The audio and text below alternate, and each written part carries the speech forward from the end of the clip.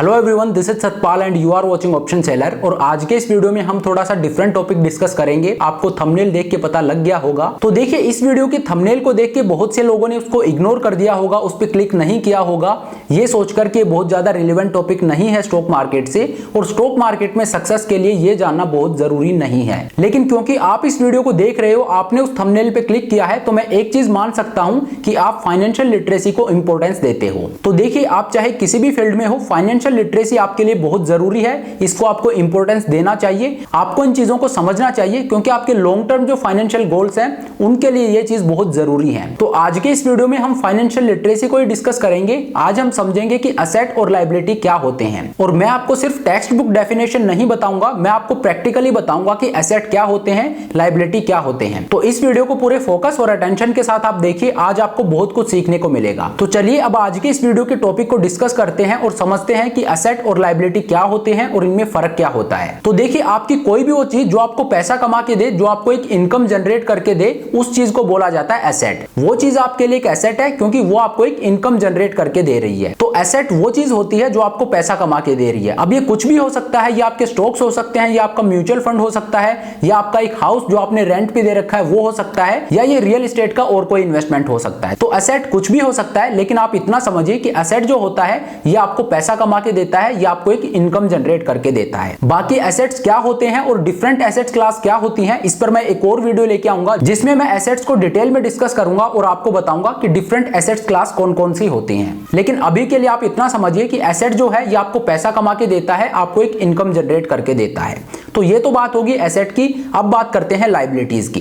तो लायबिलिटी जैसा कि नाम से ही पता लग रहा है, लायबिलिटीज वो चीज होती हैं जहां पे आपको खर्चा करना पड़ता है, जो आपसे खर्चा मांगती हैं। जी हां, जहां पे आपका पैसा खर्च होता है, जो भी चीज आपसे मनी का एक्सपेंडिचर डिमांड करती है, उस चीज को बोला जाता है लायबिलिटीज। अब लायबिलिटीज क्या होती हैं? जैसे आपकी कार है, वो एक रेगुलर इंटरवल पे आपसे खर्चा मांगती है, आपसे मनी का एक्सपेंडिचर मांगती है, क्योंकि उसकी सर्विस भी करवानी है, उसमें आपको फ्यूल भी डलवाना होता है। तो ये आपसे एक रेगुलर इंटरवल पे पैसे का खर्चा मांगती है, पैसे का एक्सपेंडिचर मांगती है। इस वजह से ये एक लायबिलिटी होगी। तो ये आपको कमा के कुछ भी नहीं दे रही है, उल्टा आप हर महीने इस पे पैसा खर्च कर रहे हो। तो एक कार है, ये आपकी लायबिलिटी होगी, क्योंकि ये आपको कमा के नहीं दे रही है, यहाँ पे आपका पैसा खर्च हो रहा है। तो कोई भी वो चीज जहां पे आपका पैसा खर्च होता है उसको बोला जाता है लायबिलिटीज। तो ये बेसिक डिफरेंस होता है एसेट्स और लायबिलिटीज में। एसेट जो होता है वो आपको पैसा कमा के देता है, लायबिलिटीज है वहां आपको पैसा खर्च करना होता है। लेकिन ये जो चीज मैंने आपको बताई है ये आपको बुक्स में मिलेंगी, ये टेक्स्ट बुक डेफिनेशन है एसेट और लायबिलिटीज की। लेकिन आज की इस वीडियो में जैसा कि मैंने आपको बताया, मैं एक प्रैक्टिकल अप्रोच रखूंगा।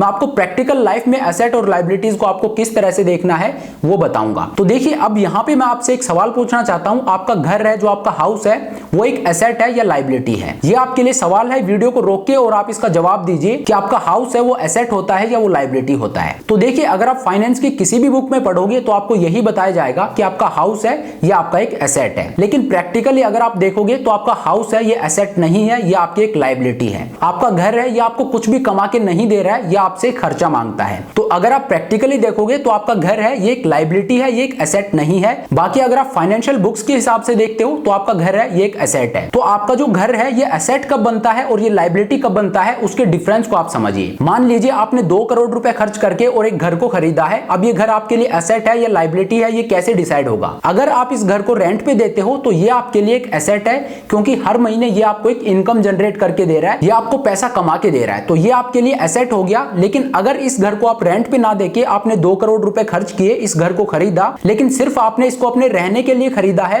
आप इसमें रह रहे हो, तो ये अब आपकी लायबिलिटी है, ये आपका एसेट नहीं है। क्यों? क्योंकि ये आपने अपने रहने के लिए खरीदा है, ये आपकी नीड है। जिस तरह से कार होती है, ये हमारी बेसिक नीड को पूरा करने के लिए हम लेते हैं कि मुझे कहीं भी जाना है तो मैं उससे जा सकता हूं। तो कार है ये एक लायबिलिटी है। उसी तरह से अगर आप घर में खुद रह रहे हो तो ये आपकी एक लायबिलिटी है, ये आपका एसेट नहीं है। क्यों? क्योंकि ये आपको कुछ भी कमा के नहीं दे रहा है, ये सिर्फ आपके रहने के काम आ रहा है, और ये आपसे टाइम टू टाइम एक मनी का एक्सपेंडिचर डिमांड करेगा। तो आपका घर है ये आपके लिए एसेट नहीं है, ये आपकी एक लायबिलिटी है। जिस तरह तरह से एक कार आपके लिए लायबिलिटी है, उसी तरह से इस घर में अगर आप खुद रहते हो तो ये आपके लिए एक लायबिलिटी है। अगर आप इसको रेंट पे देते हो तो ये आपके लिए एक एसेट बनता है। तो देखिए, एसेट और लायबिलिटी में डिफरेंस समझने के लिए आप इसको बिल्कुल सिंपल रखिए। अगर उस चीज की वजह से आपकी पॉकेट से पैसा जा रहा है तो वो आपके लिए एक लायबिलिटी है, अगर उस चीज की वजह से पैसा आपकी पॉकेट में आ रहा है तो वो आपके लिए एक एसेट है। तो अब इस वीडियो को मैं बहुत ज्यादा लंबा खींचना नहीं चाहता हूं। मैं यहाँ पे आपको दो बुक रेकमेंड करूंगा और ये मैं बहुत स्ट्रांगली रेकमेंड करूंगा कि आप इन दोनों बुक्स को पढ़िए। देखिए, अगर आप फाइनेंशियल लिटरेसी को इंपॉर्टेंस देते हैं और एक पॉजिटिव अप्रोच इसको लेकर रखना चाहते हैं तो ये दो बुक जो मैं आपको बता रहा हूं इनको आप जरूर पढ़िए। मैं बहुत स्ट्रांगली आपको रेकमेंड कर रहा हूं। एक बुक को पढ़ने में आपको टाइम लगता है और टाइम है ये बहुत प्रीशियस चीज है, और अगर मैं आपको बोल रहा हूं कि आप अपना टाइम यहाँ पे इन्वेस्ट कीजिए तो आप समझ जाइए ये बुक्स कितनी जरूरी होंगी। तो पहली बुक है रिच डैड पुअर डैड और दूसरी बुक है साइकोलॉजी ऑफ मनी। इन दोनों बुक्स को आप पढ़िए और आपका पैसे को देखने को लेकर नजरिया बदल जाएगा। इनमें बहुत ब्यूटीफुली एक्सप्लेन किया गया है, पैसे को लेकर आपका पर्सपेक्टिव है वो बदलेगा, आपको बहुत कुछ सीखने को मिलेगा और एक प्रैक्टिकल अप्रोच के साथ आपको सीखने को मिलेगा। और साथ ही जो चीज मैंने आज आपको बताई है कि एसेट और लायबिलिटी में क्या फर्क होता है, इसको भी इन डिटेल आपको यहाँ पे सीखने का मौका मिलेगा।